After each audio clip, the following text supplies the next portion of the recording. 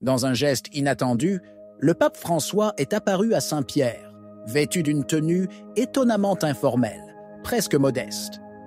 Mais ce ne sont pas seulement les vêtements qui ont suscité la controverse.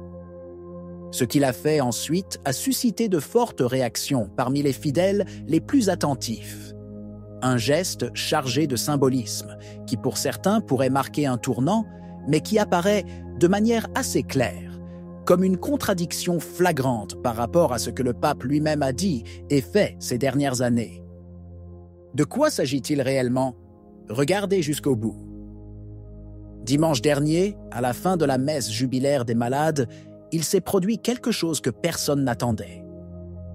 Sans aucune annonce officielle, le pape François est apparu sur la place Saint-Pierre, dans le soi-disant Sagrato, l'espace devant le maître-autel d'où le pontife lui-même préside normalement les célébrations. Mais la véritable surprise de la semaine n'a pas été celle du dimanche. Elle est arrivée jeudi, à 1h de l'après-midi, dans le silence de la basilique Saint-Pierre. À une heure inhabituelle, alors que la plupart des pèlerins étaient au petit déjeuner, le Saint-Père est entré par une porte latérale peu connue du grand public. La porte dite de la prière, qui relie la basilique à la résidence de Sainte-Marthe. Cette fois encore en fauteuil roulant, accompagné uniquement de son infirmière et des membres de sa sécurité personnelle. La scène a surpris les personnes présentes, peu nombreuses, mais d'autant plus frappées par l'inattendu. Mais ce qui a vraiment laissé tout le monde sans voix, ce n'était pas seulement la présence du pape, c'était ses vêtements. Contrairement au dimanche précédent, il ne portait ni le vêtement blanc papal, ni le traditionnel solidor.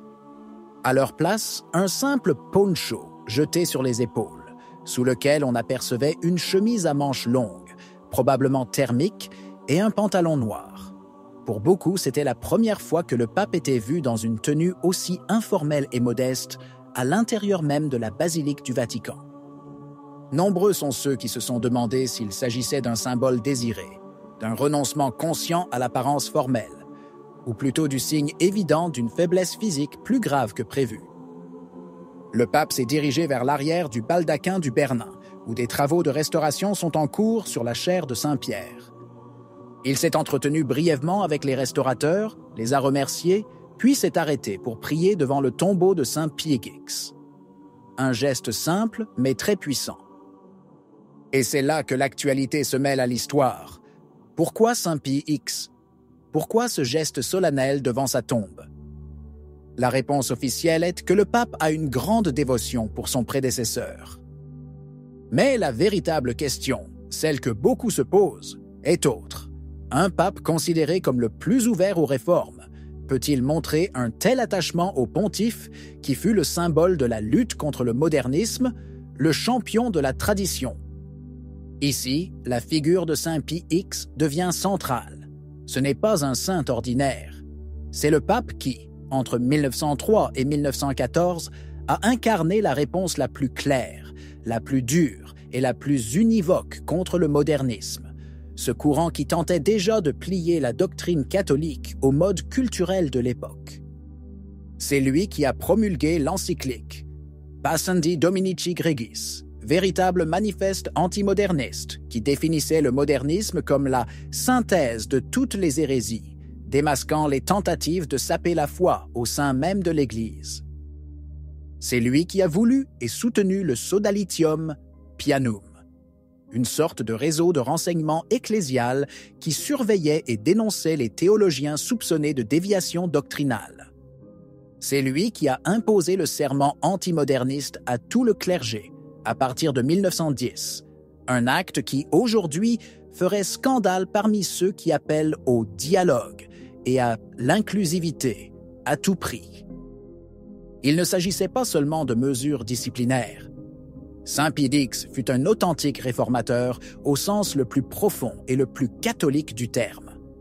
Réformé pour revenir à la forme originelle, non pas déformé. C'est le pape qui a imposé le chant grégorien dans la liturgie, qui a abaissé l'âge de la première communion et de la confession à 7 ans, qui a promulgué le catéchisme de 1905, clair, simple, direct, que beaucoup regrettent encore aujourd'hui, pour sa solidité et sa clarté.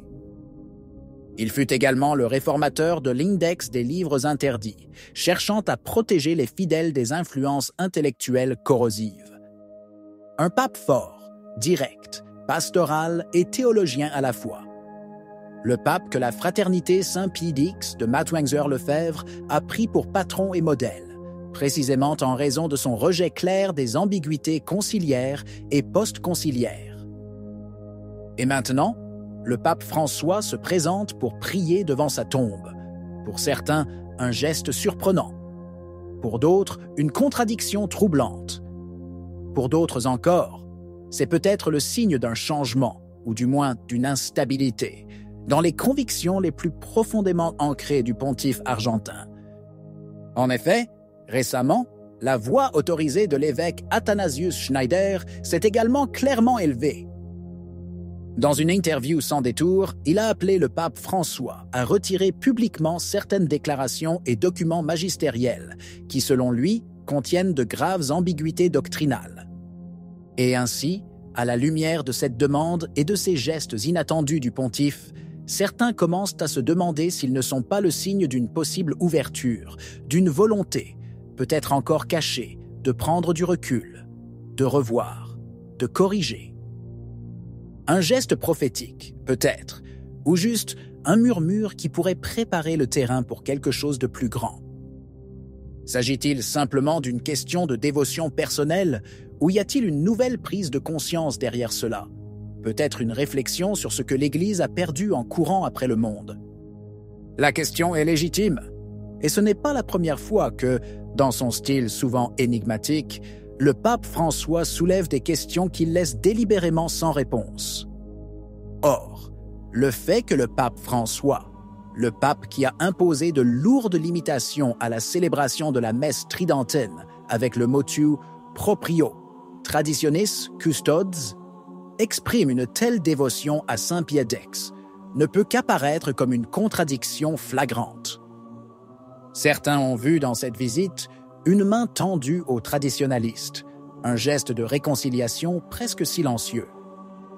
Mais il y a aussi ceux qui, au contraire, y ont vu une manœuvre stratégique, une tentative de contenir les critiques en montrant leur dévotion à un saint très aimé par ce monde, que le Vatican regarde aujourd'hui avec une méfiance croissante. Peut-être que les deux sont vrais, peut-être ni l'un ni l'autre. Ce qui est sûr, c'est qu'il ne s'agit pas d'un geste neutre. Prier devant la tombe du pape antimoderniste par excellence, alors que dans de nombreux diocèses, la célébration de l'ancienne messe est interdite même aux groupes les plus dévots et obéissants, a un fort goût de contradiction. Et cela soulève des questions qui vont au-delà de la santé physique du pontife. Pendant ce temps, les catholiques les plus attentifs, ceux qui ne se contentent pas des gros titres des journaux ou des déclarations officielles, observent, prient et s'interrogent. Car, lorsqu'un pape souffrant apparaît sans robe papale devant son prédécesseur qui a fait de la défense de l'orthodoxie sa mission, il ne s'agit jamais d'une simple visite privée. C'est, qu'on le veuille ou non, un message, et peut-être même un avertissement. Qu'en penses-tu? Si vous avez aimé la vidéo, commentez « Amen ». Que Dieu vous bénisse.